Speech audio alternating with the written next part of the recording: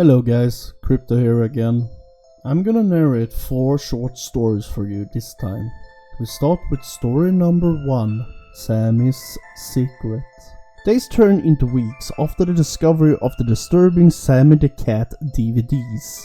The unsettling events and nightmares continue to haunt my thoughts.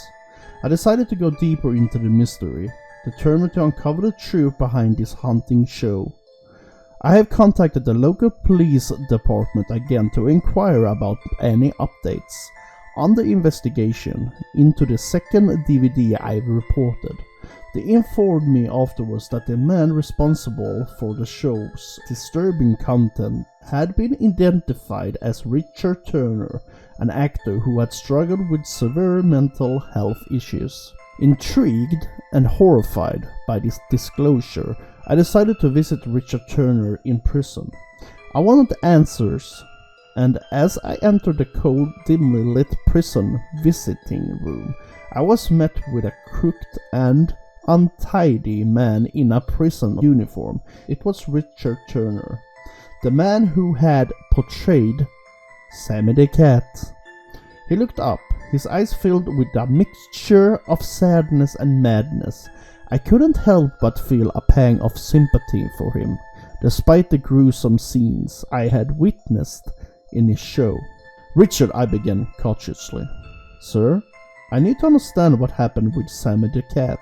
Why did you create such a disturbing show?" Richard hesitated, his gaze fixed on the table. "It was my descent into madness," he mumbled, his voice trembling. "I was plagued by my demons, and I thought that creating this show would somehow help me cope." "But why the violence? The nightmares it caused," I said. Tears welled up in Richard's eyes as he recounted his troubled past. "I lost everything, my career, my family. I became consumed by my own darkness. I thought that by creating something so horrifying, I could share my pain with the world. It was my cry for help, albeit a twisted one." I left the prison with a heavy heart, struggling to comprehend the depths of Richard's torment. It was a chilling reminder of the power of mental illness and the damaging impact it could have on a person's life. Still, the mystery surrounding the second DVD remained. Why had it shown a seemingly different side of Richard, one that hinted at remorse and regret? Determined to find answer, I revisit my great aunt's estate, sifting through her belongings once more. Hidden among her possessions was a diary that belonged to her. In it, she chronicled her experiences as a nurse at a psychiatric facility, including her interactions with a troubled patient, one by the name of Richard Turner. The diary entries revealed that my great-aunt had developed a deep connection with Richard, attempting to help him overcome his mental health struggles. She believed in his potential for recovery, even though others had given up on him. And as I pieced together the puzzle, it became clear that Richard had a complex history with my great-aunt. Her unwavering support and compassion had made a significant impact on his life, and he had dedicated the disturbing Sammy the Cat show to her memory.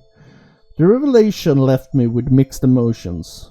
While the show's horrors couldn't be excused, it was a stark reminder of the profound impact on one person's kindness and understanding could have on another, even in the darkest of time. I decided to preserve the story not as a tale of terror, but a cautionary tale about the importance of mental health awareness and the potential for redemption, even in the most disturbing of circumstances. And after talking to Mr. Turner and sifting through my great-aunt's belongings, I realized that the police department was searching the house and that they found something unexplainable. It turns out he was living inside the walls the whole time before the police found him, and during that they also found bloodstains from the victims he killed. They already collected what he used in his show, his Sammy costume, and the long-barreled shotgun. They decided to put the shotgun in a bag. They hired strong men to grab the costume and locked it away somewhere. Now, before I end this, I have nothing else to say to anyone who reads this. Richard may not return to the public, but I assure you that I hope, and I'm being serious here, that despite him being a terrible person as seen in the previous DVDs that I watched, he does have remorse and regrets for his actions. And I'm assuming that he's being truthful about it.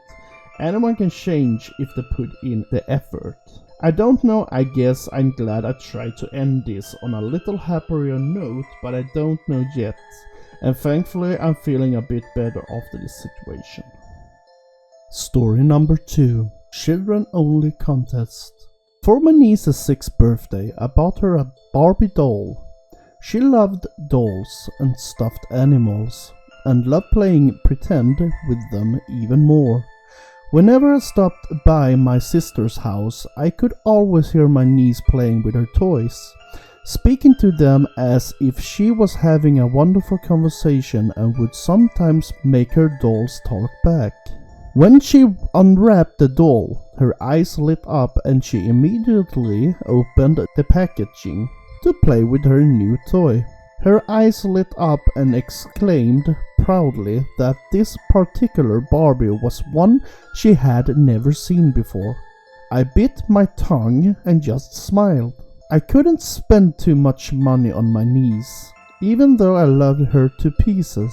I had to rummage through the garage sale next door to find her a gift. The Barbie was at least 10 years old, and this design was no longer being produced, and the man who was running the sale, older in age and set to retire, seemed happy to see it leave. He said he'd had it for so long that he thought no one would have a chance to play with it. My niece spent all afternoon playing pretend with her toys and having a tea party, so I knew the gift was a hit. The next day my sister called me and said that she had found the contest entry form tucked inside the Barbie doll's packaging and was preparing to take my niece to the contest a few cities away. I laughed and asked her to check the entry form for an expiration date.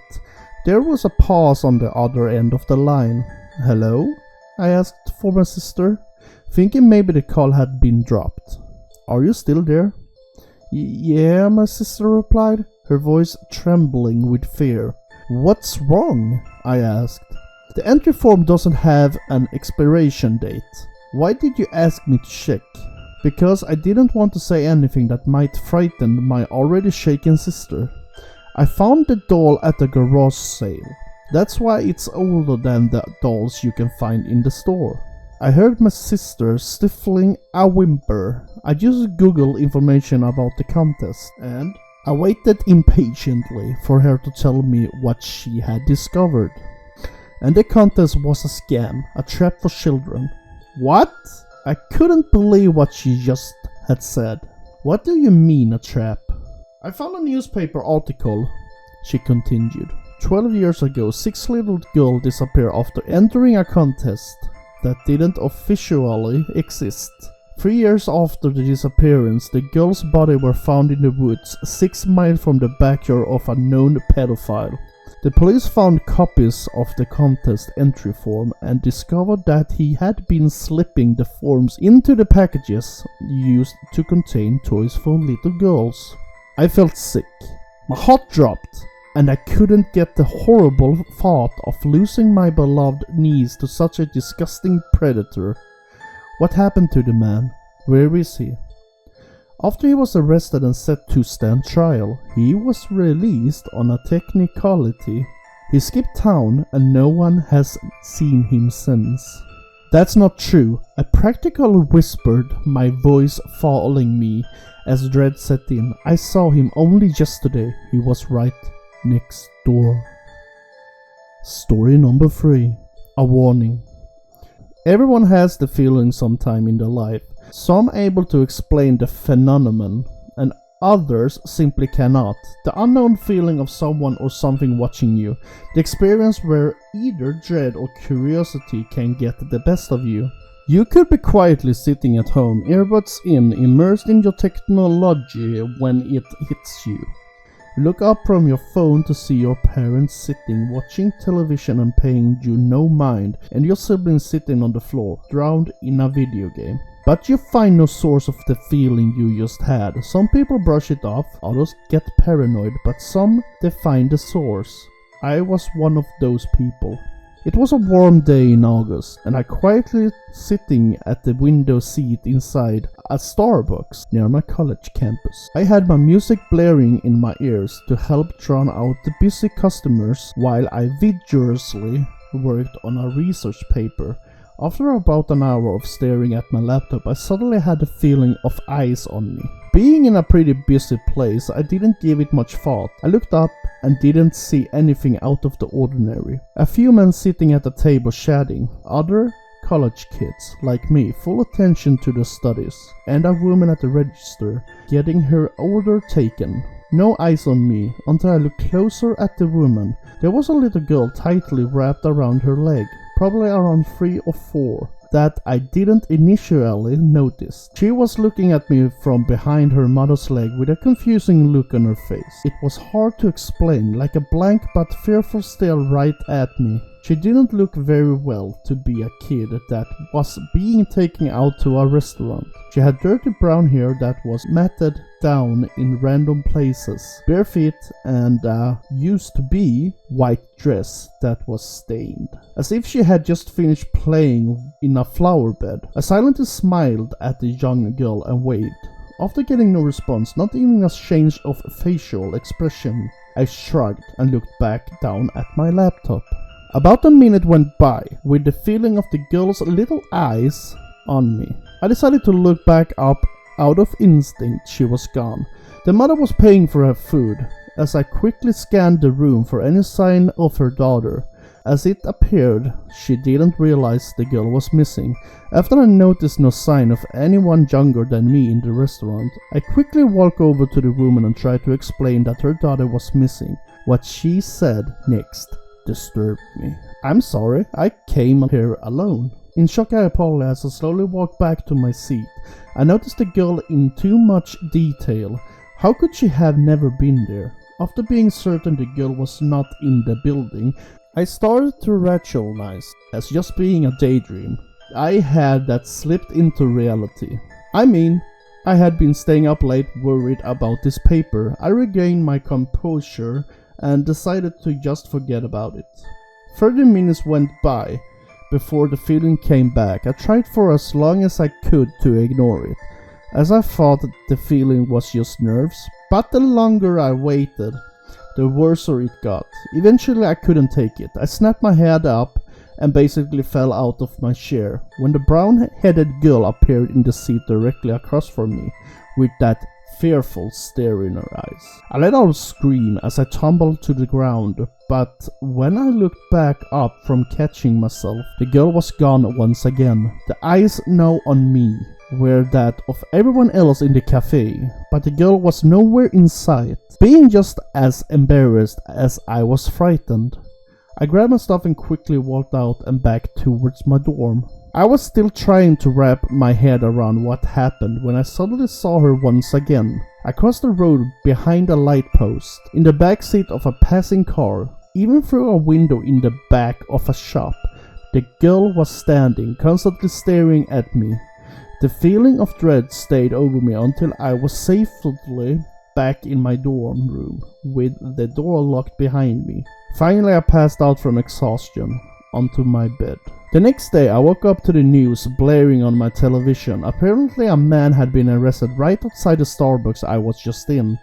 Reporters stated that a group of kids were walking down the sidewalk when they noticed a man sitting in his parked car and fully focused on the restaurant with a large camera. The kids slowly walked by and peered inside his car.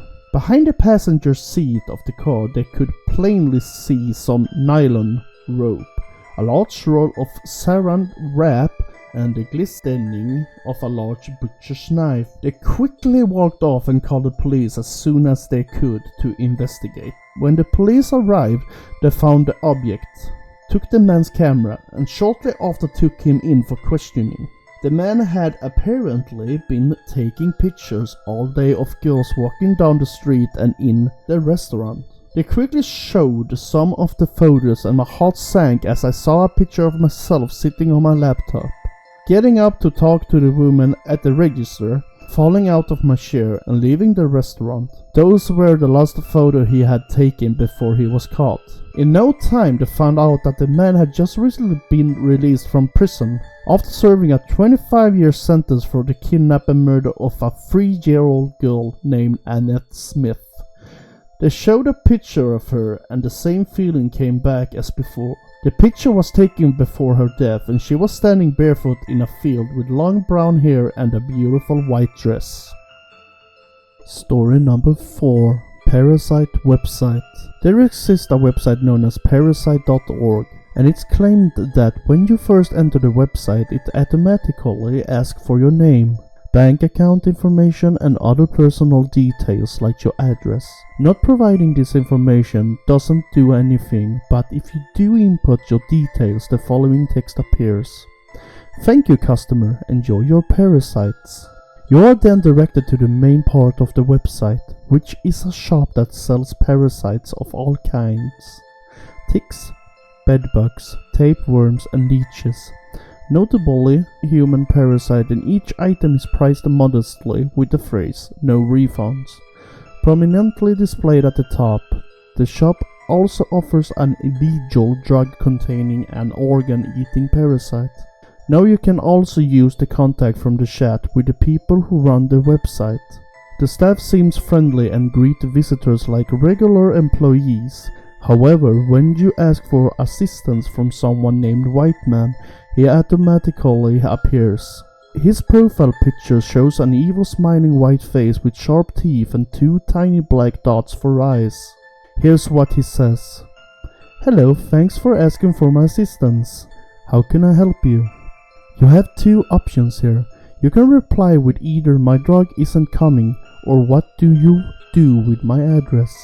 If you choose the former, you will be forced to buy the drugs again, even if you didn't buy it in the first place. Whiteman also threatens that if you don't buy the drugs, he will come to your house and end your life.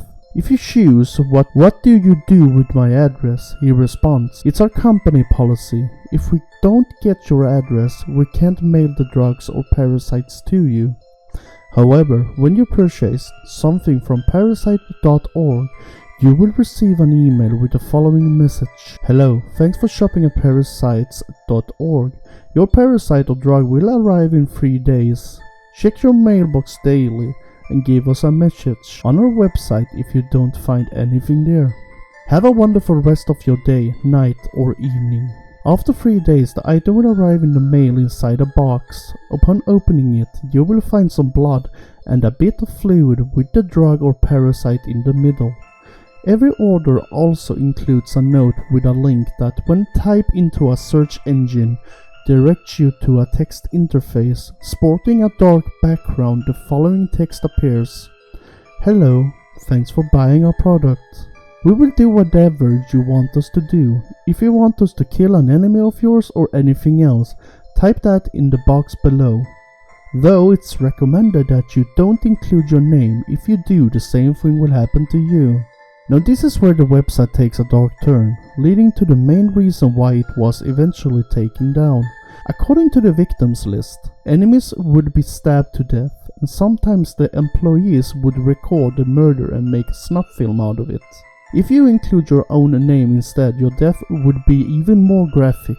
As reports go, you would either be shot or they would place a maggot on your body to bury into you and lay eggs. They would usually shoot you afterwards to ensure you felt the maximum pain. But fortunately, the site's owner and other employees were eventually arrested, and the website was taken down. However, there's one unanswered question regarding the corpses that remains. What does this mean? Let them eat what's inside of you. Hey guys, Crypto here again. If you made it this far into the video, I just want to say that you are awesome. I can see that many of you watching my videos are not subscribing or liking my videos. So please feel free to do that, that would mean a lot to me guys. And if you guys want me to narrate some of your horror, scary stories, I have a Gmail on the description down at the video. And without further ado guys, the most important thing, stay safe out there.